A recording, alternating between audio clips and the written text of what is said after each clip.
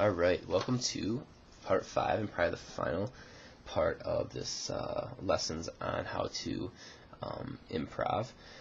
Obviously every song you play is not going to have the C, G, A minor, and F chords. You're going to have other chords, like maybe a D chord or an E minor chord. So with that being said, we're pretty much going to go back to lesson 1, back to the foundations of what we learned, to figure out how we find any chord in the book. Just any like regular chord, I guess. We won't be working with like diminished chords and seventh chords right now. But so we have a C, and remember we talked about how any major chord is going to be whole step, half step, whole step, whole step, whole step, half step. That's any major chord. Remember, a whole step has the one in between, and a half step doesn't have a key in between. So that holds true with any major chord we find. So let's say we want to find a D major chord. So we start with D, and we go whole step. See how there's got to be a key in between, so there's a key, half step, whole step. There you go. There's your D chord right there. Same with if you want to find an E chord, whole step, half step, whole step. There's your E chord.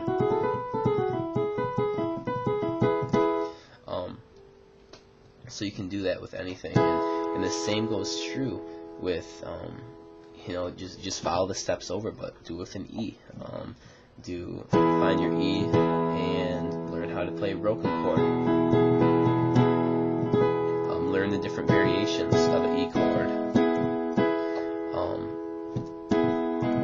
And then go into improvising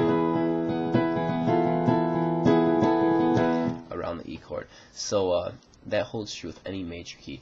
And then your minor key, and to find just a side note, a minor, if you're writing it down, if you're looking at music, there will be like a lowercase m next to it. So if it's major, it usually is just a C, but if it was a minor, it'd be C, and then a little m by it would be C minor. So we found A minor by going whole step, half step, whole step, whole step, half step, whole step, whole step. So that's how we found A minor. So let's see if we want to find E minor. Then we go same exact thing.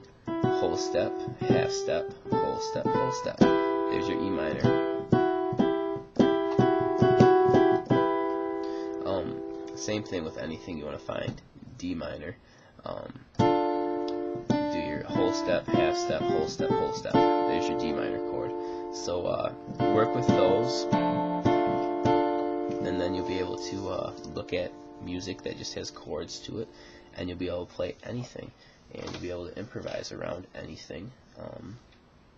So practice that. Practice.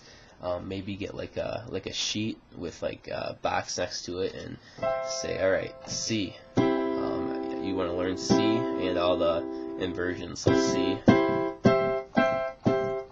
And once you can do that effectively, you check it, and then go to D. And once you can do all the inversions of D, you check it, and then you go through. All the minors. Maybe go to C sharp minor, and go through that, or C sharp major, or whatever. And you go through all of those, and you put a check next to it. So you know the difference between sharp and flat. Here's a C, or we'll go with D. A D sharp is a black note ahead of it, and a D flat is a one note behind it. So D sharp is a note in front of it, the exact note in front of it. D flat is right there. So if it's a C sharp minor chord, then you start with C sharp, and you do the exact same thing for the minor. You go whole step, half step, whole step, whole step. There's your C minor 7th chord right there.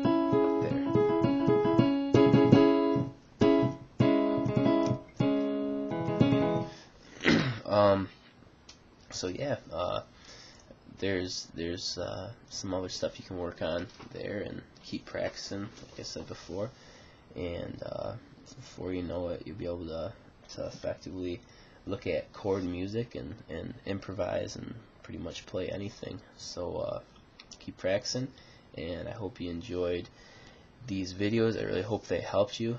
If you have any questions, shoot me an email or something, and I'd be happy to help. See you later.